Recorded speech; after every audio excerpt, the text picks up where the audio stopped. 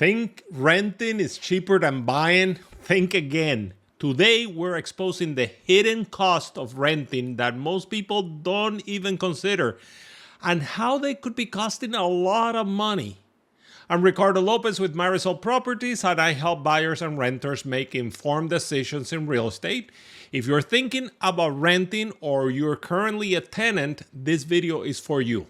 Let's start with number one. Security deposits and moving fees. Many renters expect 1 month's rent up front, but some landlords require the first month, the last month, a security deposit. A lot of times there's a lot of fees up front that you are not aware of, like these moving fees, but there's also sometimes pet deposits and key fobs, or it could add to a lot of money. And what I want to point out here is that people are thinking, wow, I'm renting, so I don't need that much money up front. A lot of times you need the money up front when you're buying. You also, of course, need money up front. You need some money to buy a house, but many people do not know that it takes a couple of months before you make the first mortgage payment. So even though there's money up front in both instances. Always ask for a full breakdown of the fees when you're renting or before you sign the lease.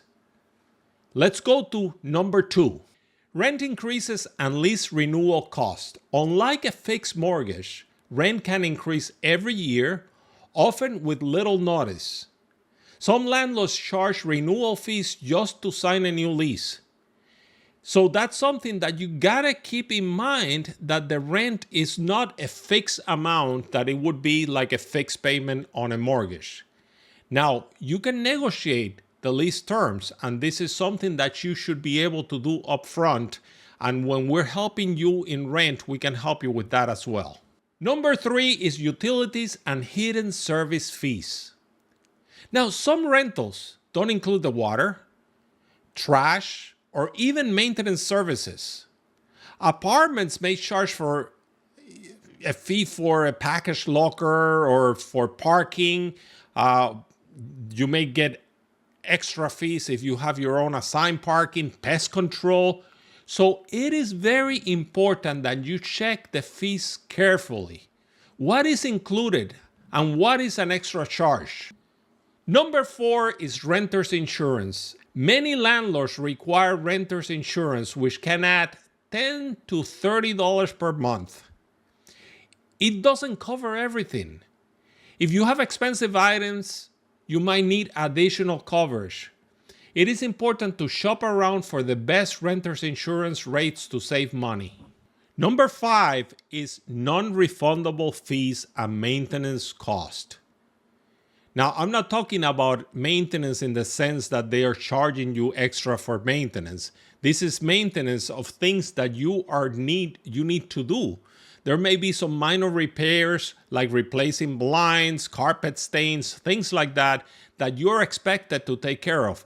In many leases, sometimes it states that minor things they are not responsible for. So if a drain is clogged, you may need to take care of that yourself, and the landlord doesn't take that responsibility. Sometimes you get charged before you leave with cleaning fees, and these move-out charges that they charge, they can add up very fast. Important to document everything when moving in and out. I usually tell my clients, take pictures of everything the way it is. If there were stains in the wall, stains in the carpet, take pictures of all of that and document everything so that later they don't say that was your fault. It's something that you did. You need that type of documentation. Let's go to the next one. Number six is the cost of not building equity. Now, this is the biggest hidden cost of renting because you're not building wealth. Every rent payment goes to the landlord. You're basically paying the landlord's mortgage.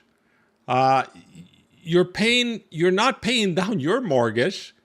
and increasing your net worth, which is what you would be doing if you are buying, if it is your own property. But there's something even bigger than that. Real estate is known to go up over time. So historically, it appreciates in value.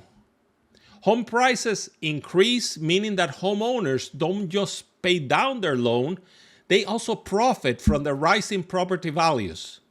This means that a home bought today for, say, $300,000 could be worth $350,000, $400,000 or more in the future. And all of that extra money is your equity if you own it. However, if you're renting, you don't get any of that. The owner is getting that equity. Renters miss out on this opportunity. Instead of turning rent into an investment, they are paying someone else's mortgage, like I said before. Renting might seem like the cheaper option, but when you factor in these hidden costs, is it really worth it? Now, I'm not going to say that there are not times when renting makes sense. If you're not committed to an area, you're there temporarily, you don't know if you're going to be moving out, it doesn't make sense to buy and tie yourself into something that is less liquid of an investment. You may want to rent for the time being. Sometimes students rent while they are in school. That makes perfect sense. But do the number crunching, because a lot of times it's not worth it.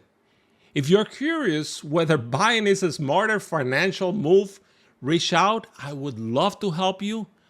And thank you so much for watching. Take a look at this other video as well. It is very interesting. And I'll see you in the next one.